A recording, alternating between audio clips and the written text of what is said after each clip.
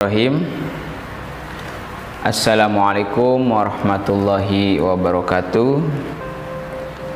Pada pertemuan kedua hari ini kita akan belajar mengenal tentang kerjasama dalam keragaman. Sebelum belajar, mari kita sama-sama membaca doa. Walaupun tadi sudah, tapi tidak apa-apa. Kita awali dengan Bismillahirrahmanirrahim. Semoga ilmu yang disampaikan bisa bermanfaat untuk kita semuanya dan untuk anak-anak kami sekalian.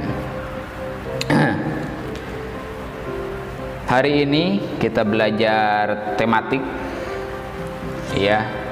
muatan atau pelajaran PPKN. Apa itu PPKN? Pendidikan Pancasila dan Kewarganegaraan. Ada yang baru tahu kan? Tahu PPKN. Tapi itu kepanjangannya. PPKN itu Pendidikan Pancasila dan Kewarganegaraan. Yang akan kita bahas kali ini yakni tentang kerjasama dalam keragaman. Kerjasama, keragaman. Ada kerjasama, ada keragaman. Itu yang akan kita kupas terlebih dahulu. Apa itu kerjasama? Itu aja dulu. Kita kerjasama. Kerjasama itu gotong royong lah. Istilah lainnya itu sudah menjadi karakter orang Indonesia, yaitu selalu bergotong royong seperti itu. Kerjasama kalau menurut bahasa bukunya adalah suatu usaha ataupun kegiatan yang dilaksanakan oleh sejumlah pihak, baik itu orang atau lembaga, organisasi maupun pemerintahan dan sebagainya lah, dengan maksud untuk mewujudkan apa yang menjadi tujuan bersama. Jadi harus ada tujuannya. Itu disebutnya kerjasama. Sekali lagi, kerjasama adalah suatu usaha ataupun kegiatan yang dilaksanakan oleh orang, oleh sejumlah pihak, baik itu orang, lembaga, organisasi, pemerintah dan lain sebagainya, dengan maksud untuk mewujudkan apa yang menjadi tujuan bersama. Nggak apa-apa, nggak hafal juga, yang penting maksudnya itu aja kalian paham. Bapak nggak nyuruh untuk dihafal, yang penting kalian paham. Jadi kerjasama ini tadi sudah Bapak sampaikan adalah nilai luhur yang terkandung dalam kebiasaan gotong royong masyarakat Indonesia.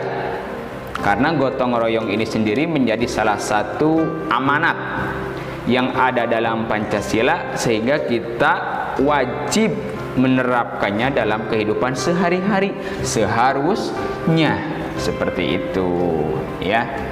Itu kerjasama dalam keragaman. Apa itu keragaman? Beragam, bermacam-macam. Sebagai pengetahuan tambahan hari ini dari Bapak, di buku mungkin tidak ada. Kita ini adalah negara yang besar, mempunyai beribu-ribu pulau. Ada yang tahu berapa jumlah pulau di Indonesia? Berapa? 10, 15, 100, 1000, 100.000 atau berapa? Berdasarkan data dari Direktorat Jenderal Pemerintahan Umum, berdasarkan data begitulah untuk kalian Indonesia itu mempunyai atau memiliki 17.504 pulau. Luar biasa. Berapa? 17.504 pulau, yang mana sebagian besar, yakni sebanyak 16.056 pulau itu telah punya nama baku. Di PBB udah ada namanya. Yang sisanya sekitar 1000-an lagi tapi belum ada namanya. Silakan kalau kalian punya ide untuk nama-nama pulau di Indonesia nih yang belum ada namanya, silakan, boleh ya. Ketik saja di kolom komentar mau pulau apa nih ya, kita ajukan nanti ke pemerintah pusat. Siapa tahu nama dari kalian dipakai, pulau apa gitu namanya. Asal jangan pulau kapuk aja, ntar tidur terus pulau kapuk ya. Itu ada 17.504 pulaunya. Nah, sekarang kita kerucutkan lagi ya. Pertanyaan kedua, Indonesia memiliki berapa suku bangsa? Yang kalian tahu suku apa aja? Paling yang kita kenal ada suku Sunda, suku Jawa, ya, kemudian suku Batak, Madura, Betawi, dan lain sebagainya. Ya, itu. Sebagai pengetahuan tambahan, ya, supaya kalian lebih banyak lagi ilmunya, Indonesia itu memiliki lebih dari 300 kelompok etnik atau suku bangsa. Jadi 300 ini kelompok besarnya. Kelompok besarnya itu ada 300 lebih kelompok etnik suku bangsa. Ya. Menurut sensus BPS tahun 2010 ada sekitar 1.340 suku bangsa. Jadi 300 itu beranak pinak, mempunyai sebanyak 1.340 suku bangsa. Ini hanya sebagai pengetahuan tambahan saja, karena di buku tidak ada. Ya, ada berapa bahasa? Dari sekian ribu pulau, sekian ribu suku, ada berapa banyak bahasa daerah?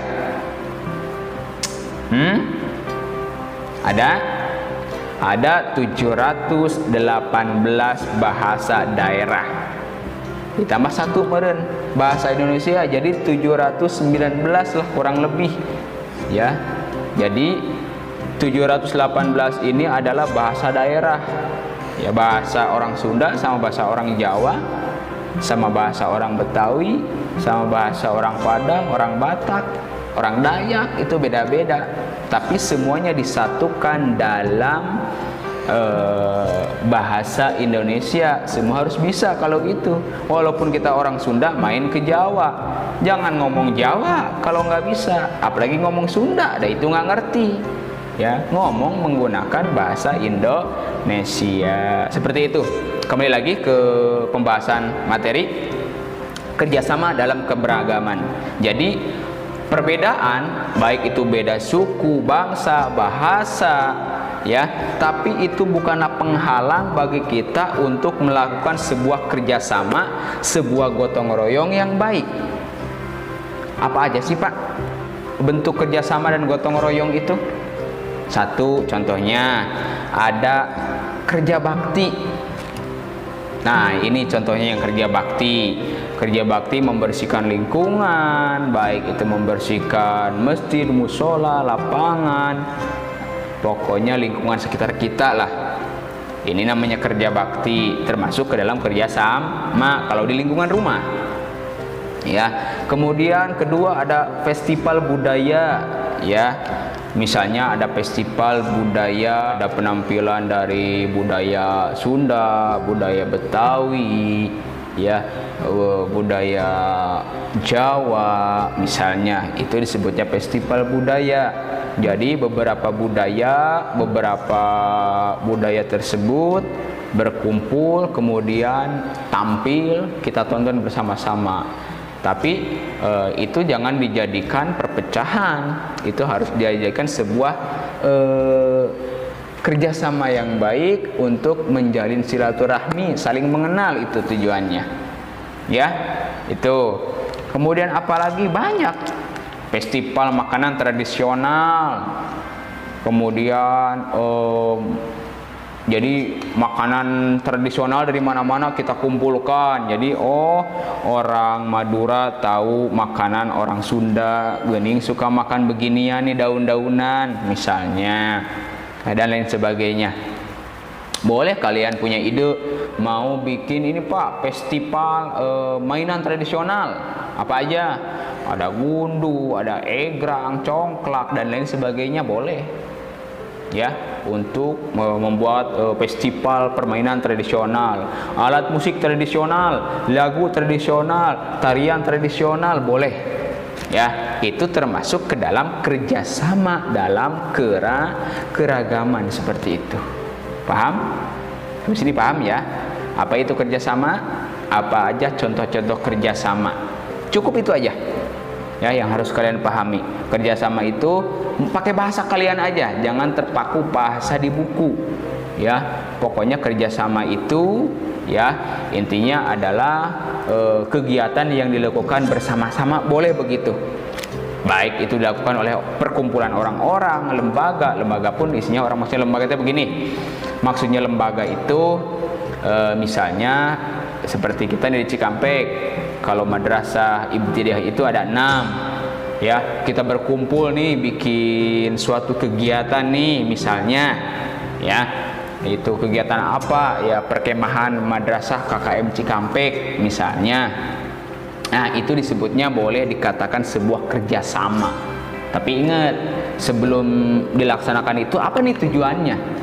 Jadi kerjasama itu harus punya tujuan yang pasti, bukan hanya sekedar iseng-iseng hura-hura. Seharusnya tujuannya apa nih, manfaatnya nih, harus ada manfaatnya ya, itu lebih bagus seperti itu ya. Itu kerjasama dan contoh-contoh kerjasama ya. Kalau di buku boleh kalian dilihat di halaman 17. Penting gak sih Pak sikap kerjasama itu? Penting, jelas penting. Kalau nggak penting nggak mungkin dibahas dong ya. Jadi dari kerjasama itu akan timbullah sikap persatuan dan kesatuan ya. Ada pepatah orang zaman dulu mengatakan, bersatu kita teguh, bercerai kita runtuh. Kalau kita bersatu kita kuat. Sapu lidi kalau cuma satu dipakai nyapu halaman rumah dari pagi sampai sore, insya Allah capek, lama maksudnya ya. Tapi kalau ada 10, ada 100 lidi kita kumpulkan, kita ikat, kita pakai nyapu, insya Allah sebentar halaman yang tadinya kotor bisa bersih. Nah itu maksudnya bersatu kita teguh, bercerai kita runtuh.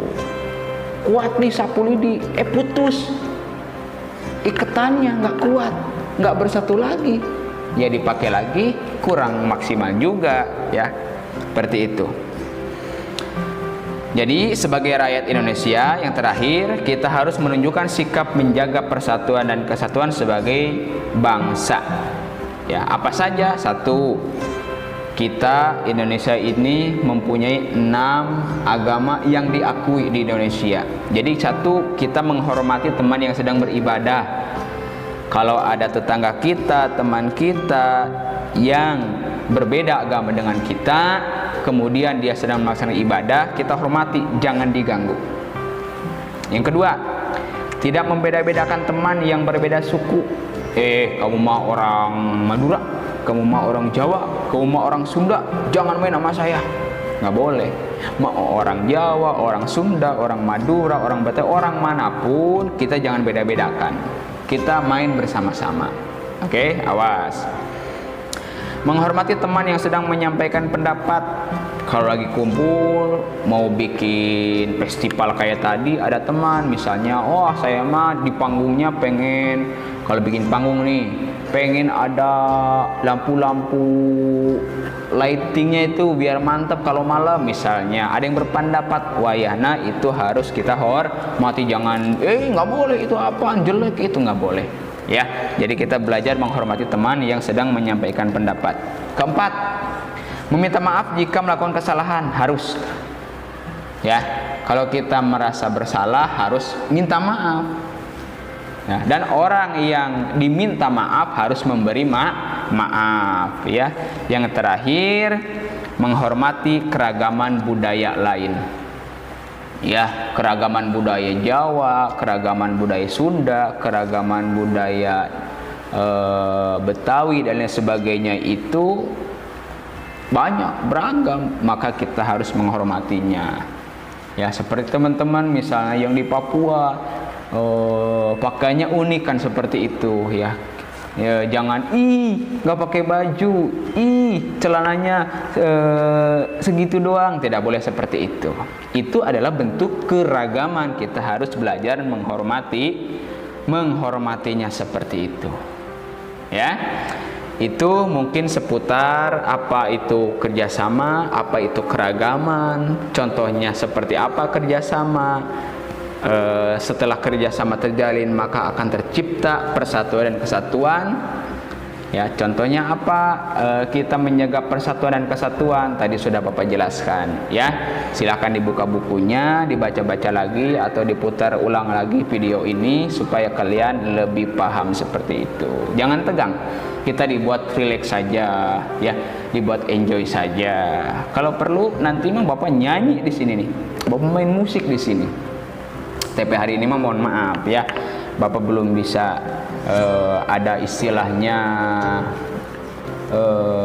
ice breaking ya, ada permainan. Insya Allah nanti untuk pembelajaran kedepannya Bapak akan bikin ya yang lebih kreatif lagi. Kira-kira kalau kalian punya usul silahkan boleh komentar di kolom komentar di sini atau di japri ke Bapak ya, tahu kan nomornya, mau lewat Telegram atau lewat WhatsApp boleh seperti itu. Terima kasih untuk hari ini, mudah-mudahan bermanfaat untuk semuanya. Sekali lagi mohon maaf lahir dan batin kalau ada kata-kata Bapak yang kurang berkenan. Mudah-mudahan ini bisa mewakili perasaan kalian yang kangen dengan suasana di sekolah ya. Walaupun Bapak ini di kelas, kalian di rumah, mudah-mudahan kalian seperti bayangkan aja kalian berada di kelas di hadapan Bapak gitu ya, seperti itu. Terima kasih sekali lagi. Akhirul kalam, wassalamualaikum warahmatullahi wabarakatuh.